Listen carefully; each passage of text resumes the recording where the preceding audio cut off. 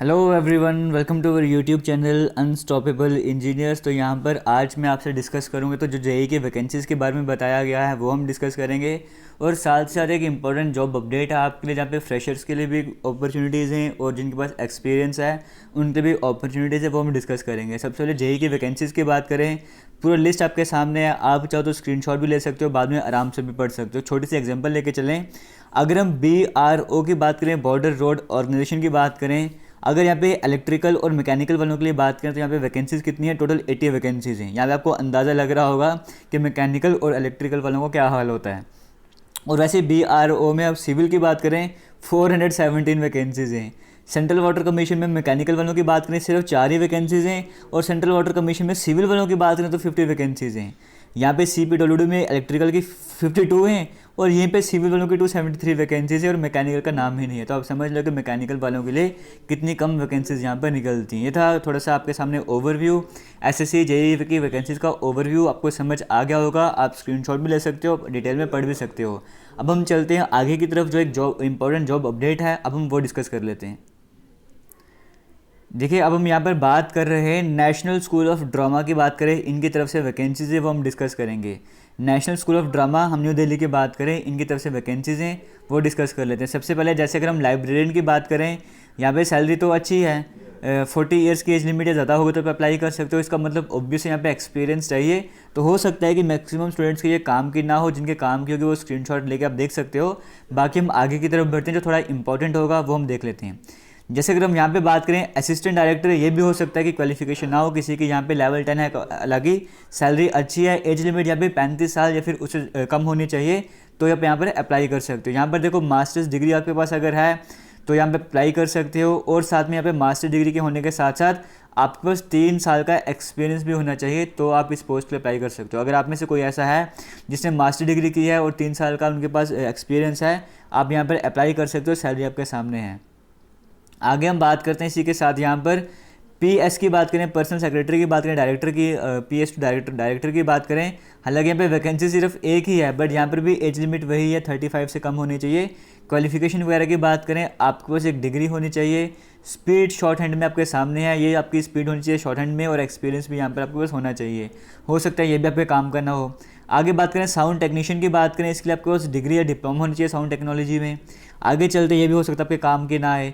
Upper division clerk, यहाँ से maximum students ऐसे हैं जो बेनिफिट उठा सकते हैं, बट यहाँ पर प्रॉब्लम ये है कि सिर्फ SC और ST वालों के यहाँ पे वैकेंसीज हैं। यहाँ पे लेवल 4 के अकॉर्डिंग सैलरी है 25,500 से लेके 81,100 तक सैलरी रहने वाली है। 30 मैक्सिमम एज लिमिट होनी चाहिए, 30 से कम होगी तो भी आप अप्लाई कर सकते हो। क्वालिफिकेशन एक्सपीरियंस की बात करें, अगर आप ग्रेजुएट हो अप्लाई कर सकते हो, बट 5 साल का आपके पास एक्सपीरियंस होना चाहिए LDC में। इतना क्लियर हो गया। आगे चलते रिसेप्शन इंचार्ज की बात करें, एक वैकेंसी है यहाँ पर, लेवल 4 के अकॉर्डिंग 25,000 से लेकर 81,000 तक सैलरी रहने वाली है। 28 ईयर्स या फिर उससे कम आपके जो एज लिमिट होनी चाहिए। एसेंशियल की बात करें, ग्रेजुएट हो आप यहाँ पर अप्लाई कर सकते हो, आपके पास एक सर्टिफिकेट भी होना चाहिए ट्रेनिंग वाला, और 3 साल का एक्सपीरियंस होना चाहिए इस लाइन में। आगे चलते हैं असिस्टेंट फोटोग्राफर की बात करें, यहाँ पर आप 12th पास तो होने चाहिए, बट आपको डिप्लोमा भी होना चाहिए फोटोग्राफी वाला, और 5 साल का एक्सपीरियंस होना चाहिए। अभी तक तो सभी एक्सपीरियंस वाले आ रहे थे, ये सभी छोड़कर हम आगे की तरफ चलते हैं। यहाँ से हो सकता है आपको में से कुछ स्टूडेंट्स के काम आ जाए। कारपेंटर की बात करें तो यहाँ पर भी डिप्लोमा आपको चाहिए, 3 साल का एक्सपीरियंस आपको चाहिए। इलेक्ट्रीशियन की बात करें, ग्रेड 1 की बात करें, 10th पास आप होने चाहिए। कई सारे स्टूडेंट्स हो सकते हैं 10th पास होने चाहिए, आपके पास वायरमैन का लाइसेंस होना चाहिए, मतलब आपके पास अगर आपने ITI किया इलेक्ट्रिकल ट्रेड में, आप यहाँ पर अप्लाई कर सकते हो, और 5 साल का आपके पास एक्सपीरियंस होना चाहिए। आप इलेक्ट्रीशियन ग्रेड 1 के लिए अप्लाई कर सकते हो। सैलरी 25,000 से लेकर 81,000 तक रहने वाली है। आगे बात करें मास्टर टेलर की बात करें, अगर आपको डिप्लोमा है टेलरिंग में, आप यहाँ पे अप्लाई कर सकते हो। 5 साल का एक्सपीरियंस होना चाहिए, और सैलरी आपके सामने है। 18 से 28 साल तक की एज लिमिट होनी चाहिए। LDC की बात करें, यहाँ पर देखो, अगर LDC की बात करें 19,000 से लेकर 63,000 तक सैलरी रहने वाली है। क्वालिफिकेशन वगैरह की बात करें, 12th पास हो तो आप यहाँ पे अप्लाई कर सकते हो। टाइपिंग स्पीड की बात करें, कम से कम 35 वर्ड्स पर मिनट की टाइपिंग स्पीड होनी चाहिए इंग्लिश में, और हिंदी की बात करें 30 वर्ड्स पर मिनट की होनी चाहिए। मल्टीटास्किंग स्टाफ की बात करें, यहाँ पर देखिए, यहाँ पर क्या है, यहाँ पे कहा गया कि 18,000 से लेके 56,000, 18,000 से लेके 56,000 तक सैलरी रहने वाली है। एज लिमिट जो है 18 से लेके 28 साल तक की होनी चाहिए। आगे बात करें क्वालिफिकेशन एक्सपीरियंस की बात करें, यहाँ पे सिर्फ इतना कहा गया 10th पास आप हो तो आप यहाँ पर अप्लाई कर सकते हो, मतलब यहाँ पे सिर्फ 10th पास वाले भी अप्लाई कर सकते हैं।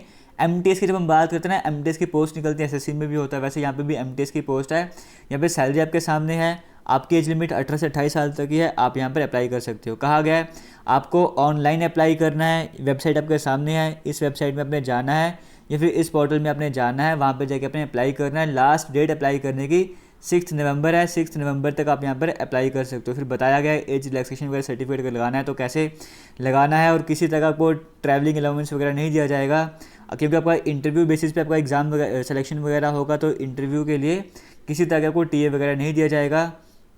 बट जो SC और ST कैटेगरी वाले स्टूडेंट्स हैं उन्हें सेकंड क्लास रेलवे या फिर बस का टिकट जो है वो उनको प्रोवाइड कर दिया जाएगा। तो जो जनरल वाले हैं या EWS वाले हैं उन्हें किसी तरह का टीए वगैरह नहीं दिया जाएगा, वो अपने हिसाब से वहाँ पर इंटरव्यू देने के लिए जाएंगे।